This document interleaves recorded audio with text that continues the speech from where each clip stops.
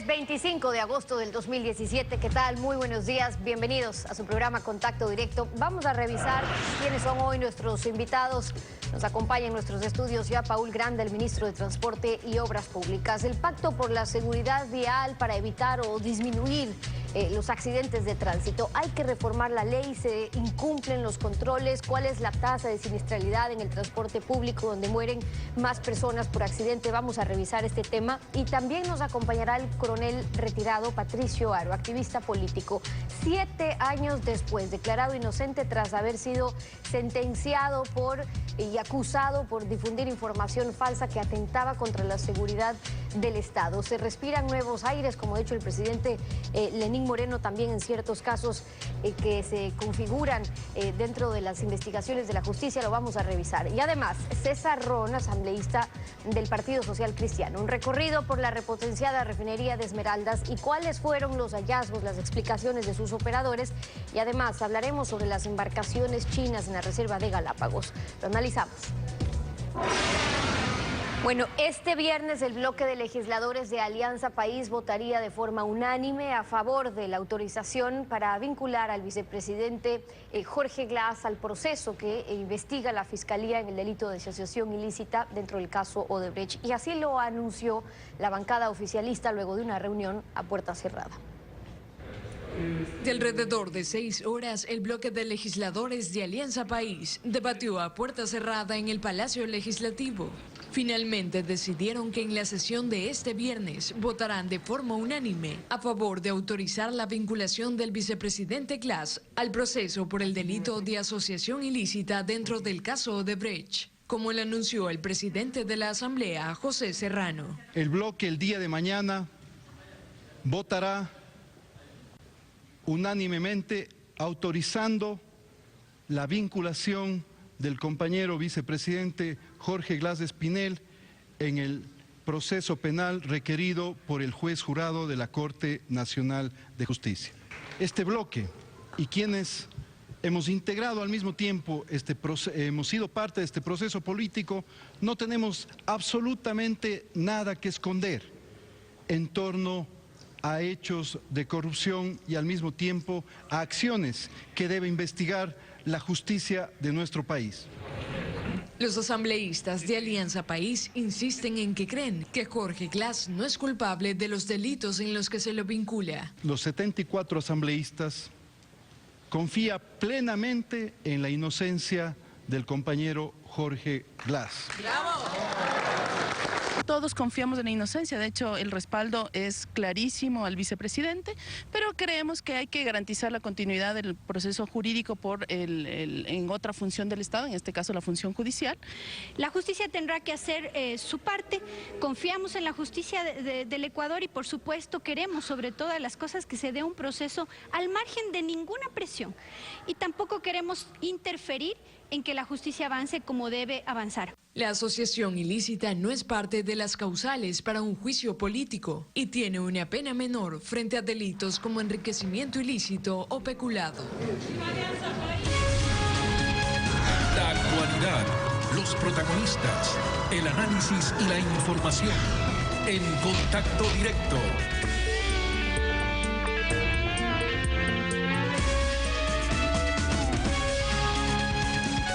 Buen día, ¿cómo te va? Muy bien, Estefe, amigos televidentes, un buen día para todos. Un pacto nacional por la seguridad vial fue suscrito la semana pasada por el presidente de la República, representantes del gobierno, de los transportistas y de la sociedad civil. ¿Por qué es importante volver los ojos hacia los controles y la educación? ¿Qué nos dicen las tasas de siniestralidad?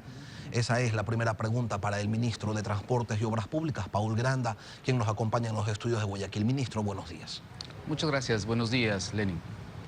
¿Qué dicen esas cifras? ¿Qué es lo que está pasando a nivel de seguridad vial? Mire, es evidente, digamos, ha habido un incremento de las tasas de mortalidad y sobre todo de lesiones a nivel nacional y eso nos obliga efectivamente a plantear este pacto por la seguridad vial. Ese pacto por la seguridad vial en donde todas las instituciones del Estado ecuatoriano, los medios de comunicación, la sociedad en general, el sector del transporte, coadyuvemos todos los esfuerzos para reducir esa tasa y esa tendencia incremental que estamos viviendo. Varias razones. Primero, el tema de la impericia, es decir, el 15.56% de accidentes de tránsito son por conducir distraído, o el 13.7% por conducir con exceso de velocidad. Es decir, la impericia, la irresponsabilidad, la falta de cuidado del conductor es el que nos está llevando efectivamente, o de los conductores, es lo que nos está llevando a tener estos índices de accidentabilidad que vive el país. Por lo tanto, tenemos que establecer medidas correctivas para que efectivamente esa tendencia disminuya y al final del año podamos decir que comparativamente 2016-2017 se ha reducido la accidentabilidad en el país. Hay cifras que ustedes presentaron y que señalan que hubo cerca de 7.000, un poco más de 7.000 accidentes de vehículos particulares y unos 1.000 y pico accidentes de buses.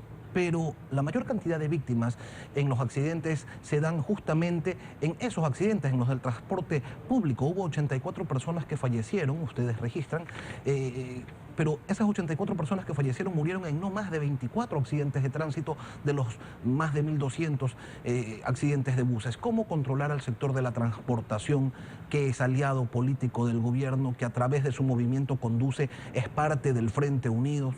¿Ese pacto por la seguridad vial se afecta, le pregunto, ministro, por el pacto político que tienen ustedes como gobierno con los transportistas? Mire, no existe un pacto en términos concretos, digamos, desde el punto de vista político. Lo que nosotros estamos planteando es un pacto de un conjunto de actuaciones que no solo el sector del transporte, sino la sociedad civil sean parte de este gran acuerdo nacional para reducir la accidentabilidad. Lo que existe también en ese pacto o dentro de ese pacto es la necesidad de que todas las instituciones cumplan con las funciones para las cuales están encomendadas. Por ejemplo, ANT, Comisión de Tránsito del Ecuador, es parte, es decir, todas las instituciones. ¿Y no lo están haciendo? No, lo están haciendo, pero hay que profundizar en esas actuaciones. Eso implica mayores niveles de control, eso implica lo que usted decía al inicio, la necesidad de un análisis de la reforma desde el punto de vista legal. Eso implica también que la corresponsabilidad, como hemos venido diciendo en estas últimas semanas, sea parte de la actuación en función de generar mejores condiciones de seguridad. Por ejemplo, si un conductor, sea de donde sea, no solamente del sector del transporte público, sino también un sector del sector de la transportación particular, si cabe el término, un conductor que maneja su vehículo particular, no tiene un cinturón de seguridad, no exige el cinturón de seguridad para sus ocupantes, efectivamente somos corresponsables. El 87%, Lenin, de los accidentes de tránsito que vivimos en el Ecuador es con vehículos privados y el 12% con vehículos del servicio público. ¿Qué quiere decir esto? Es que es menor la cantidad de la accidentabilidad en el servicio público, pero evidentemente el impacto que tiene un accidente de un transporte público puede ser mayor, y de hecho es mayor porque lleva más personas o están implicadas muchas más personas. Ahora, siempre que se aborda el tema de la seguridad vial se termina hablando de reformar la ley. Ley que fue aprobada por la constituyente de Montecristi y que luego ha tenido justamente un par de modificaciones. Pero ¿es allí donde se encuentra el problema, ministro, en la norma, o el problema radica en la inobservancia? Vemos, por ejemplo, cooperativas de transporte con buses en mal estado que sin embargo circulan con tranquilidad, con llantas lisas y están rodando. Choferes que laboran más horas de las que deberían. ¿No es que hacen falta más controles y que alguien no está haciendo su trabajo? Por supuesto, no se olvide además que la competencia en materia de control de la transportación no solamente la ejerce el gobierno nacional, sino también los gobiernos autónomos descentralizados. Es evidente que son un conjunto de medidas que se deben aplicar, que se deben implementar para reducir esta tendencia. Mire, hay datos tan importantes, Lenin, como lo siguiente. Hay 3.596 accidentes de tránsito que son generados por motocicletas. ¿Qué política vamos a implementar? ¿Qué acciones vamos a implementar para reducir esa accidentabilidad y en este caso la mortalidad y las lesiones producto de este tipo de accidentes? Entonces, lo que nosotros planteamos es que este gran pacto trabaje en 5 líneas de actuación. Primero, la necesidad de que tengamos un fortalecimiento institucional, lo que usted decía, es decir, que existan controles periódicos, rigurosos, que efectivamente todas las instituciones de control cumplan con su labor. Segundo, que tengamos vías seguras. Es necesario tener vías que tengan perfecta señalización horizontal, vertical. Tercero, que tengamos vehículos seguros, es decir, que toda acción que se genere producto de conducir un vehículo represente seguridad, es decir, cinturones de seguridad, que tengamos usuarios seguros, porque otros de los niveles de accidentabilidad altos están en los peatones, es decir, que es la cuerda más floja, si cabe el término, o el actor más débil de toda esta relación. Entonces es necesario también tener usuarios más seguros.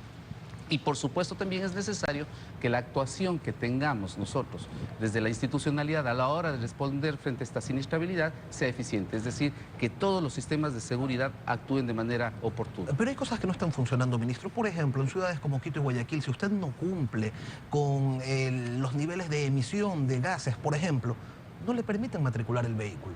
¿Qué hace esa persona? Se va a uno de los cantones cercanos, donde no hay un control municipal, sino un control gubernamental, y allí sí los matriculan. Y luego cogen y circulan. Y le doy el ejemplo de los gases por ponerle solamente uno, pero lo mismo pasa con llantas lisas y con un sinnúmero de cosas. Entonces, alguien no está haciendo su trabajo de manera correcta. En efecto, mire, Lenny, por eso este pacto nos obliga a que todos de manera corresponsable cumplamos con nuestra función. Y por supuesto aquí tiene que haber mecanismos de evaluación, de seguimiento permanente, y ese es el pacto, el diálogo, el acuerdo al que hemos convocado a todos los actores que son parte de esta problemática. Y ya que estamos hablando de la normativa, ministro, un día antes de que se suscriba el Pacto por la Seguridad Vial, la Asamblea Nacional aprobó un proyecto de resolución que busca prevenir, controlar y sancionar precisamente los accidentes de tránsito. En su artículo 10 se requiere al Ejecutivo reformar el reglamento a la ley de tránsito para que los vehículos de transporte público deban someterse 2 veces al año a revisiones técnicas y no solo a una, como si fueran un vehículo particular cualquiera, una moto. Son vehículos que transportan a decenas de personas. ¿Ustedes como gobierno van a coger esta solicitud y a implementar esta reforma al reglamento? Por supuesto, de ser necesario, sí. Pero mire, lo que usted decía es una verdad. Es decir, no solamente hay que pensar en la periodicidad de la revisión técnica vehicular, que es importante, eso es garantizar las condiciones mecánicas de un vehículo. Es importante que el 100% de los vehículos que circulan en el Ecuador pasen por la revisión técnica vehicular. Yo creo que ese es el reto inicial, porque es verdad que hay ciudades que han desarrollado la revisión técnica vehicular, que tienen sistemas automatizados, pero hay otras ciudades que no. Por lo tanto, tenemos que incrementar el volumen de vehículos que tienen garantizadas sus condiciones mecánicas y efectivamente también analizar la posibilidad de que se incremente o que sea mucho más periódico la revisión técnica vehicular. Pero repito, Lenin, el problema no necesariamente es mecánico, por lo menos los índices o los porcentajes no nos dicen eso. El problema es la impericia. El problema es que tenemos que asumir responsabilidad. El problema es que conducimos muchas de las veces un vehículo utilizando un teléfono celular, o que estamos comiendo mientras conducimos un vehículo, o que no usamos el cinturón de seguridad. Y por ello, entonces, justamente uno de los elementos del pacto es promover la cultura de seguridad vial, desarrollar programas de educación para que la ciudadanía tome conciencia. ¿Quiénes se van a hacer cargo de esto, ministro? ¿El gobierno central, los gobiernos seccionales? Se lo consulto porque resulta que con esto de la descentralización de la materia de transporte, cada quien tiene su idea de cómo se deben manejar las cosas. Entonces, hay quienes consideran que no debe haber pasos peatonales, por ejemplo, que no debe haber muchos agentes de tránsito, que no debe haber semáforos. La ley dice que se sancionará al peatón que cruce por donde le da la gana, pero ni en ciudades que tienen la competencia del tránsito y en ciudades donde no la tienen los municipios, los peatones cruzan por donde quieren, por donde quieran. Las avenidas de las ciudades a ciertas horas se convierten en autopistas, usted lo sabe, y tampoco hay control sobre ello. ¿Cómo se pone un alto a todo esto? Por eso decimos, este pacto es ese acuerdo. Ese pacto es donde confluyen todos los actores en materia de seguridad vial. Ese pacto es donde asumimos responsabilidades, la corresponsabilidad respecto de la situación que estamos viviendo en el país. Y eso implica, como usted lo ha dicho, campañas cívicas permanentes, campañas cívicas que incluso se trasladen a las escuelas, a los colegios. Es un asunto de carácter cultural. Y por supuesto, quienes tienen que asumir la responsabilidad son las instituciones, son los competentes. Y por supuesto, en este caso, el Gobierno Nacional a través del Ministerio de Transporte Pública como organismo rector. Por eso este pacto, mi querido Lenin y queridos ecuatorianos y ecuatorianas, hace ese llamado a que todos seamos corresponsables, a que asumamos la responsabilidad de lo que implica conducir un vehículo y efectivamente reducir la tendencia que hemos vivido en el país en estos primeros 6 meses de reducir la accidentabilidad y obviamente la cantidad de fallecidos y heridos producto de estos accidentes. Paul Granda, ministro de Transporte y Obras Públicas, gracias por acompañarnos esta mañana en Contacto Directo. 7 de la mañana con 14 minutos, una pausa y al regresar estará el coronel Patricio Aro, activista político. Se empiezan a desactivar casos que se configuraban como persecución política. 7 años después revisamos un caso. Quédese usted en nuestra sintonía. No hay peor tiranía que la que se ejerce a la sombra de las leyes y bajo el calor de la justicia. Lo dijo Montesquieu, escritor y político francés.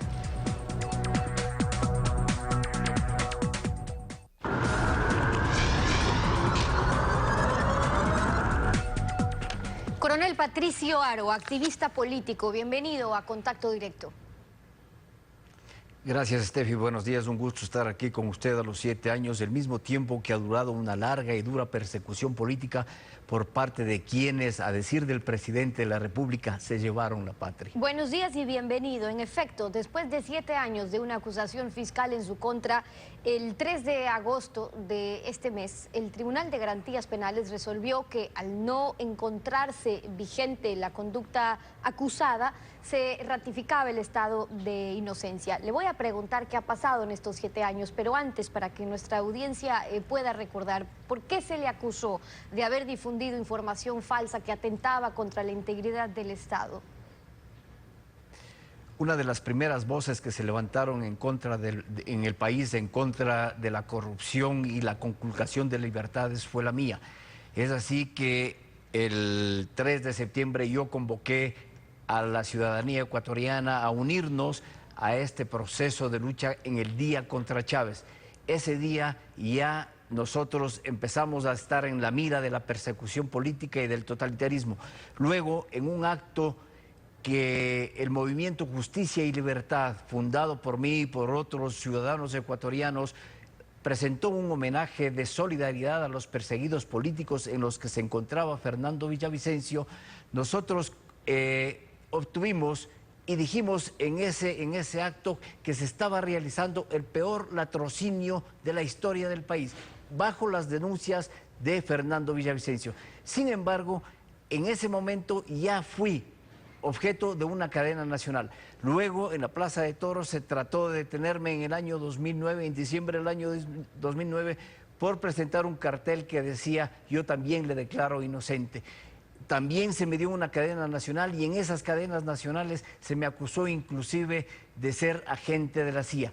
Se me ha acusado de todo, hasta de traidor a la patria, porque el momento que el Código Orgánico Integral Penal ya no contemplaba el tipo penal de enviar información falsa al exterior, ese fue reemplazado por el de traición a la patria. A un ciudadano ecuatoriano que se le diga que es traición a la patria es muy grave. Pero dentro de los fundamentos en las acusaciones se basaron también en declaraciones que usted hizo, en entrevistas que dio en el año 2010. De hecho, cuando usted hablaba de la presumible presencia de fuerzas cubanas en nuestro país.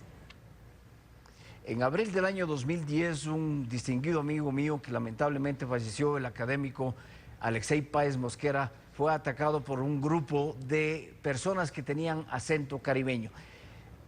Luego de ese ataque fuimos invitados a una emisora de Quito, Alexei Páez, Mario Pazmiño y yo, y ahí se dijo que habría presencia de cubanos en el Ecuador. Luego yo recibí información que la transmitía usted en este mismo espacio, de información de que habrían fuerzas cubanas para apoyar a los comités de la Revolución Ciudadana.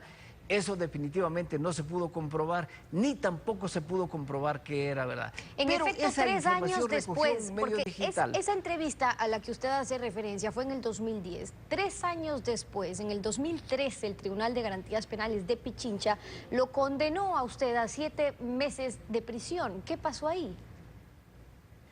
Y nosotros apelamos a esa sentencia de 7 meses de prisión al siguiente nivel, es decir, a la Corte Provincial, y la Corte Provincial, ahí, al decir que ya no existía, al aceptar por la ponencia muy profesional y ética de mi abogado, el doctor Julio César Vasco, el tribunal aceptó que ya no existía ese tipo penal. Entonces, con toda la desfachatez, la jueza ponente le pregunta al fiscal: y ahora, señor fiscal, ¿de qué le acusamos al coronel Haro? El fiscal le responde: de lo que a usted tenga a bien, su señoría, con tal que se le condene. Entonces se me pone el tipo penal de traición a la patria. Bueno, surgieron una serie de procedimientos entre apelaciones, también resoluciones. ¿Qué ha ocurrido en estos 7 años? ¿Por qué usted habla de una persecución política si la sentencia fue apelada ante el tribunal, pero luego ratificada con esta acusación de traición a la patria? Hay una persecución política porque en todo momento, cuando yo salía a hacer una declaración pública a través de los diferentes medios, se presentaba una resolución de los diferentes actores de la justicia. Entonces se me ordenaba presentaciones, se me iniciaban nuevas diligencias y yo definitivamente no tenía la posibilidad de opinar. Estuve obviamente con medidas cautelares y eso impidió también que realice mis actividades normales. Estuve impedido de realizar un emprendimiento, estuve impedido de realizar un trabajo y eso definitivamente afectó muy seriamente a mi familia, especialmente a mi esposa, a mi madre y a mis hijos.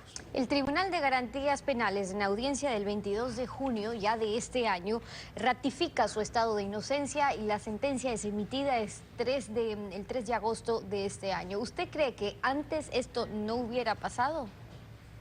Eso no hubiese sucedido porque definitivamente hubo presión contra los actores de la justicia y presión para que se ratifique la sentencia condenatoria. En buena hora, Steffi, que quienes prefirieron la corrupción a la revolución dejaron el país y hoy se vive un gobierno que prefiere la libertad, la honestidad y la democracia. Hay quienes cuestionan que los cambios que se están dando en este gobierno pueden ser más de forma que de fondo, de estilos, pero lo cierto es que estamos viendo a ciertos jueces denunciando ya presiones, algunos casos también. ¿Usted cree que puede haber cambios reales en la administración de la justicia? ¿Se están respirando estos nuevos aires que anticipan?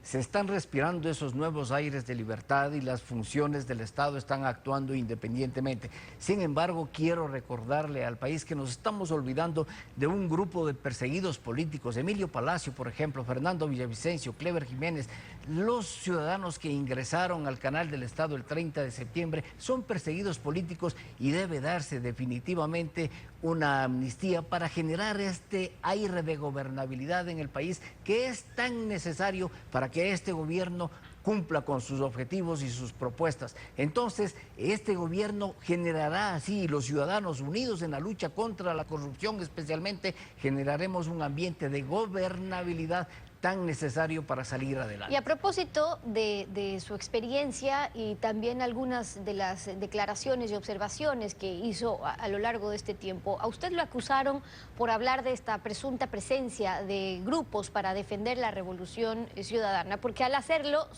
lo acusaban de haber alterado el orden social y público en un principio. Ahora, desde su experiencia como coronel, hace no mucho se aprobó el Código de Entidades de Seguridad Ciudadana y mucha gente rechazó allí la posibilidad de crear grupos civiles que puedan estar armados y para la seguridad de ciertas autoridades. El presidente Moreno, al empezar su gestión, dijo que pues, no veía necesidad para usar eso, pero está ahí, está en la ley.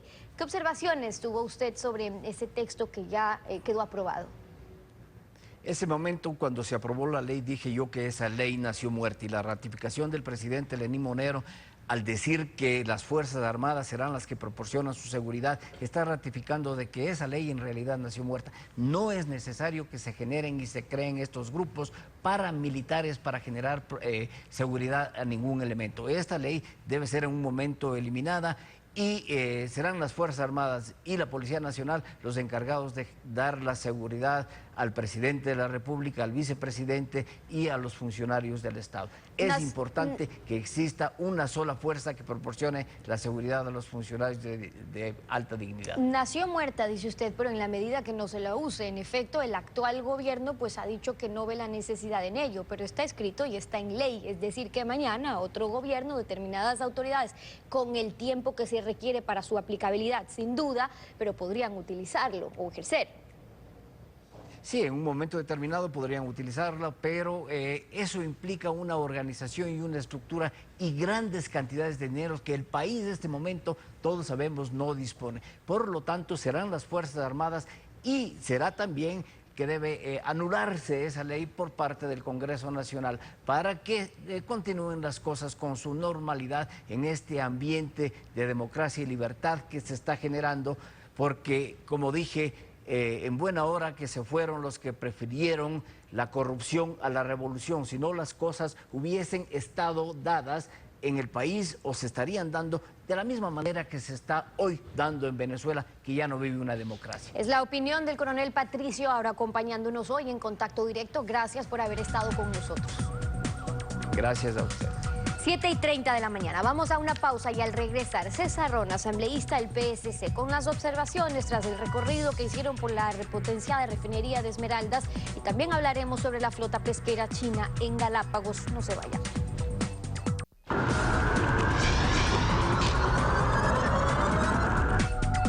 El pasado miércoles 23 de agosto, 11 asambleístas visitaron la refinería de Esmeraldas para verificar los daños que, según el ministro de Hidrocarburos, Carlos Pérez, existen en el lugar. A propósito de aquello, escuchemos lo que dijo el legislador Esteban Albornoz de Alianza País y enseguida lo que señaló el lunes anterior aquí en Contacto Directo el ministro Carlos Pérez. Los trabajadores reportan 12 puntos críticos en el área de FCC. Sí, mire, adjetivos hay que tener mucho cuidado, porque ¿qué es una cosa crítica? Si es crítica no debería estar funcionando nada. Entonces tenemos que ser claros, hay problemas como existen en las diferentes instalaciones que tienen que ser corregidos. Hay dificultades en algunas zonas como el tema de la tanquería, como en el tema del FCC. Ha habido un tema eléctrico, hubo un incendio el 29 de julio, que se está analizando cuál fue la causa raíz de ese problema. Las paras de la refinería son más frecuentes y eso significa que hay días que la refinería no produce nada. Hace 15 días tuvimos una para de 6 días de la refinería porque cuando falla el sistema de generación eléctrica se para la refinería y arrancar la refinería no es algo que uno puede hacerlo en minutos. Eso toma varios días para ir arrancando cada una de las fases de la refinería. Otro de los visitantes a la refinería fue el ingeniero César Ron Herbas, asambleísta del Partido Social Cristiano por la provincia del Guayas. Buenos días, ingeniero. ¿Qué es lo que ustedes observaron allá en Esmeraldas? Gracias, Lenín. Buenos días. Vimos lo que todos vieron. Una refinería que está trabajando gracias al esfuerzo de sus ingenieros y sus trabajadores con una inventiva criolla para que no se pare la refinería. El punto crítico de la refinería no solo es la infraestructura que falta la tanquería, hay tanques que ya son obsoletos que tienen que ser reemplazados, otros que están podridos. Hay que recordarle al país que el Ecuador importa gasolinas y mezcla las gasolinas que produce con las importadas. Por lo tanto necesita de esa infraestructura de tanques. Los 11 tanques que fueron contratados, nuevos, se cayó el contrato, abortó el contrato y entonces no hay ni los tanques ni la garantía. Así es que todos estos temas se tienen que resolver, pero el tema de fondo es el corazón de la refinería. La industria más importante del Ecuador tiene que trabajar y tiene que trabajar bien. Se han hecho grandes inversiones, pero esas inversiones no están provocando el rendimiento que se requiere. ¿Cuál es el problema? El corazón de la refinería, la nueva torre FCC que se llama, que es la torre de refinación, en un proceso donde entra el petróleo y salen las gasolinas. Esto es un reactor que funciona a altas temperaturas, a temperaturas de 900 grados centígrados, para poder romper al petróleo. Y entonces, ¿qué es lo que ocurre? Hay 12 puntos críticos en esta torre nueva. Es la torre nueva, la que recién se instaló. Ojo, hay 12 puntos críticos donde los ingenieros y los trabajadores de la refinería han puesto pues unos manifolds donde salen chorros de vapor en estos distintos puntos para enfriar este reactor. ¿Por qué? Porque debería estar a 100 grados centígrados afuera, donde usted podría poner la mano en el tubo sin ningún problema, pero resulta que está trabajando a 400 grados centígrados. Y con este enfriamiento criollo, porque lo hacen con vapor a 175 grados, más o menos está trabajando a 250 grados. Este es un punto crítico. Esto tiene que ser reparado. Esto tiene que pararse para reparar. Tienen que venir los repuestos, tienen que venir los refractarios para que la para de reparación en la refinería de Esmeraldas sea la menor posible. Asambleísta, pero una refinería, La torre no sirve. ¿Qué más está mal? A ver, funciona la torre. Vamos aclarando algunas cosas. La refinería está funcionando. Está funcionando gracias a los apoyos técnicos de los técnicos ecuatorianos. Sí, pero algo que está funcionando a una temperatura nueva, a la que no debería funcionar es que está funcionando mal, pues, y podría ocurrir cualquier cosa en cualquier momento. Así es, hay riesgos. Así es, Lenin, hay riesgos de trabajo. Hoy está controlada la temperatura, pero ¿qué pasa en el momento que se vaya de las manos el control de la temperatura?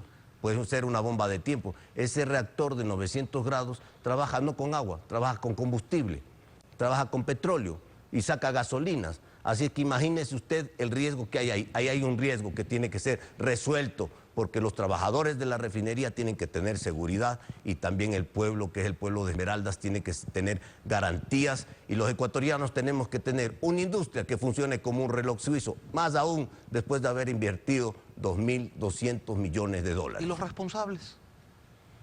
¿O no hay? Bueno, los responsables habrá que ver pues por el tema de las responsabilidades que dicen los informes de Contraloría General del Estado, a ver si hay indicios de responsabilidad penal. Y entonces ese es un tema de justicia ordinaria, que tiene que atacarse y que tiene que aclararse. El control político lo haremos, lo vamos a hacer, porque lamentablemente cuando llegue el nuevo ministro de Hidrocarburos a la Asamblea, a la Comisión de Desarrollo Económico, pues en ese momento nos desayunamos de todos los problemas que hay en la refinería. Cuando todos los ecuatorianos creeríamos que después de haber invertido 2.200 millones de dólares, esa refinería era un reloj suizo, pero no es un reloj suizo. La refinería trabaja, la refinería tiene varias falencias, la refinería tiene que ser arreglada, reparada, la refinería tiene que ser mejorada todo el tiempo con las tecnologías y al Ecuador le tienen que dejar de engañar. En otro tema, ingeniero, y aprovechando su presencia, una flota de cerca de 300 embarcaciones chinas se encuentran pescando en el borde mismo de la zona exclusiva económica ecuatoriana, muy cerca de la Reserva Marina de Galápagos, y la verdad es que nadie nos puede asegurar que no estén desarrollando actividades de pesca en la reserva misma. La Marina dice que no tiene capacidad para controlar aquello. La representante del Ejecutivo en el gobierno de Galápagos no puede dar siquiera una entrevista. ¿Qué se puede, qué se debe hacer? Se debe hacer varias cosas. Lo primero que se tiene que hacer es fortalecer a la Armada del Ecuador, dotarle de aviones, dotarle de lanchas rápidas para poder controlar ese territorio marítimo que es inmenso. 3 millones de kilómetros cuadrados. ¿Cómo lo vamos a controlar? No podemos controlarlo solamente con el satélite, hay que controlarlo con presencia de la Armada del Ecuador.